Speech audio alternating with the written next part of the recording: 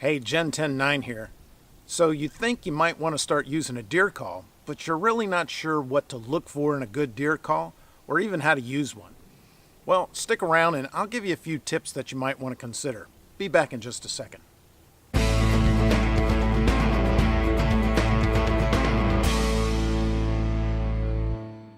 Hey, thanks for sticking around. This is Gen 10.9, where we give common sense advice for real-life hunting and fishing situations for your average everyday sportsman. And today we're talking about deer calls, what makes a good deer call, and how to use them. So the question is, what does a good deer call sound like? Well, generally speaking, a good deer call sounds like a young pig. And here's the call I take with me every time I go into the woods.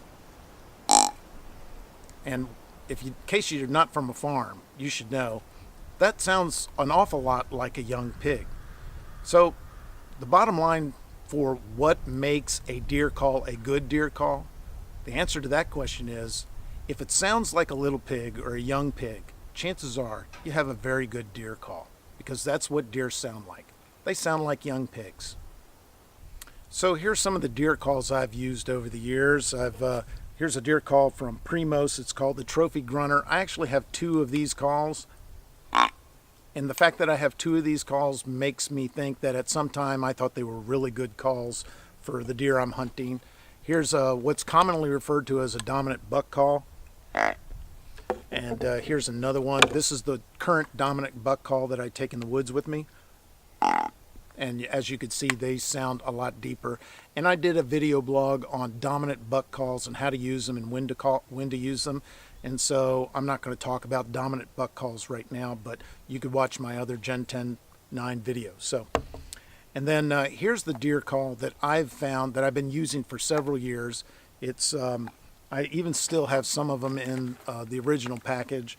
It's called the Bad Weather Buck Call by Roger Raglan, and he's either called Bad Weather Buck Call or Whitetail Maniac. But I got a hold of this deer call and started using it.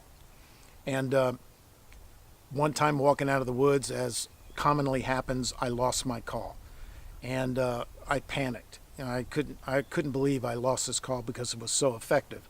So I went on the internet and I found a few of them. I don't even know if the manufacturer still makes this call, but I found some. And I bought one for each of my sons. I think I bought one for my dad, and I bought 5 more for myself. And I still have 2 in the original packaging. And that's what you should do. If this deer call doesn't work for you, experiment, buy some calls, find a deer call that works for you. And then when you find one that works, do yourself a favor. Buy 3 or 4 of them. Because the fact of the matter is, every 2 or 3 years, these manufacturers stop making these calls and they make something new, and then they tell you, well, this is the new improved deer call that you should have because it slays deer. Well, the fact of the matter is, deer calls last a long time. And deer call manufacturers don't want you holding on to your deer calls that work effectively, because they can't send their kids to college if you don't buy new deer calls. So what they want you to do is buy a brand new deer call that they say is better than any deer call they've ever made. Well, look, think about this. If you find a deer call that gets deer attention and draws deer to you, you better buy a couple of those, because there's a good chance that after 3 or 4 years, that call will no longer be available. And if you find a deer call that works, you found gold. So do yourself a favor. Don't just buy one. Do like I did, buy 2 or 3 and keep them, because sooner or later you're going to be walking out of the woods and this larynx is going to catch a tree branch, or you're going to drop it out of your stand and forgot you dropped it, and you're going to walk out of the woods and you'll have lost that very valuable tool that you've been using to hunt with. And really, a deer call is nothing different than a wrench or a hammer.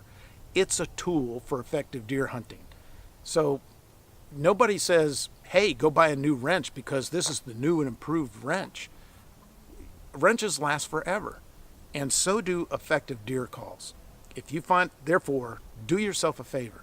If you find a deer call that works for you, go and buy multiples of them, so that when you inevitably lose this deer call, you'll have a backup. So that's something to keep in mind. Sooner or later, manufacturers stop making the deer call that you like, and if you've not bought backups, then you're back on the market looking for experimental deer calls, hoping to find one that sounded as good as the one you used to have. So do yourself a favor. If you find a good deer call, buy multiples of them so you always have a backup. So back to the deer calls that I always take in the woods. Well, I always take this call. I always take a dominant buck call. And I always take what's known as a Doe Bleep. So, and a Doe Bleep generally sounds like this. I've had several Doe Bleeps, and yeah, that's a good one. But none of these seem to work as good as the one I used to have, so I'm kind of in the market of looking for a better Doe Bleep. But I take 3 specific deer calls. I take just an average deer call, I take a dominant buck call, and I take a Doe Bleep. Now, I don't use the Doe Bleep and the dominant buck call a lot. I use them when either I'm desperate or I just feel like, nothing's happening and I've got to try to make something happen. But the call I rely on the most is just this generic deer call. And I use that the most, and I get the most success out of this because this deer call, this generic deer call, is, generally speaking, never a threat to any other deer. So in other words, I'm not using this dominant buck call and scaring away other deer or, scaring away smaller bucks. And I'm not using this Doe Bleep because, generally speaking, the Doe Bleep is used for deer in distress, or it is a distress call. And a lot of times, if it's a deer's in distress, a lot of times deer won't come to that, and sometimes they will. So I do take a Doe Bleep. But generally speaking, the best deer call I have is the deer call that sounds like the average deer. And the average deer is never a threat to the average deer.